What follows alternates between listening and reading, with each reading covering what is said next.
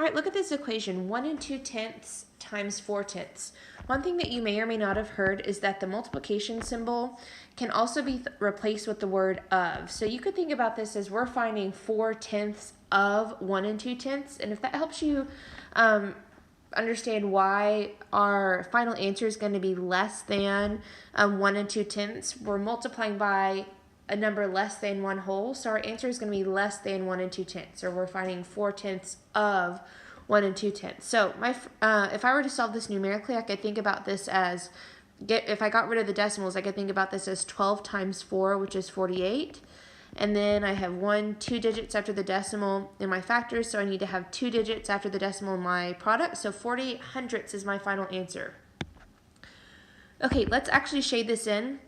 So I'm going to start by shading in 1 2/10. Now you'll notice I have 2 flats here, and that's because 1 2/10 is greater than 1 whole, or greater than 1 full flat shaded in. So I'm going to start by just shading in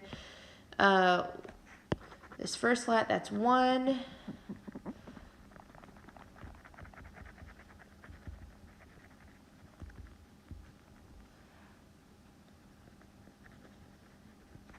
Plus I have 2 more tenths. If this was money, this would be like having $1.20. Okay, so I have 1 2/10 shaded in, and now I need to go horizontally the other direction with a different color, and this time I'm going to be shading in 4/10, what I'm multiplying 1 2/10 by. All right, so that is 4/10, but you'll notice I'm shading all the way across, and that's because I'm multiplying this whole thing by 4/10. I like to kind of break in between the 2 flats, not shade all the way through, and I'm going to go back with the eraser and just kind of erase that middle portion. But now you can see that I have 4/10 shaded in horizontally, and the overlap is the product, my final answer. So let's see. And actually, it's kind of easier to see the green and the red overlapping here. So if I were to count up these little cubes, let's see, I have 1 2 3 4 times 1 2 3 4 5 6 7 8 9 10 11 12. That is the 48 hundredths that I solved numerically, and it's also represented visually with this model.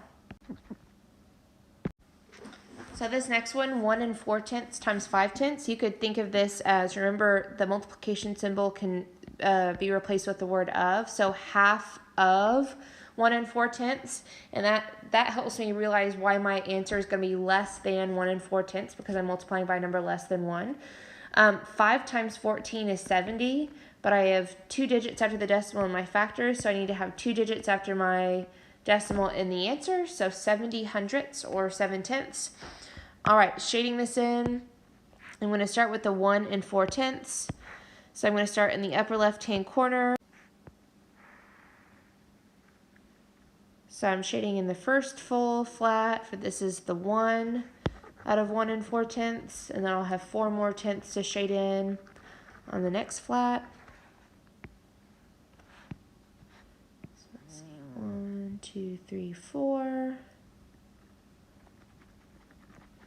This is my first factor shaded in, 1 4/10. I'm going to label it. So 1 4/10. And now I need to shade in my second factor. I'm multiplying times 5/10.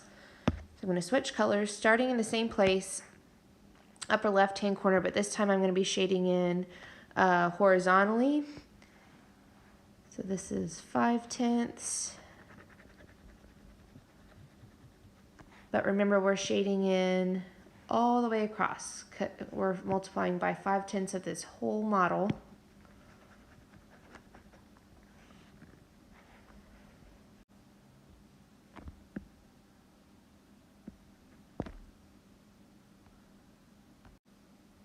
And you can see I've labeled the green shaded portion, that's 5/10 of this whole model shaded in. And now you can see finally we have this overlapping portion. Trace it, it's not perfect, but if I were to count each of those little cubes, that's a 5 by 1 2 3 4 5 6 7 8 9 10 11 12 13 14. So 5 times 14 is 70, or this is 70 of those little cubes, or 70 hundredths. So this model matches our product that we solved for numerically. See if you can come up with the equation that represents this model.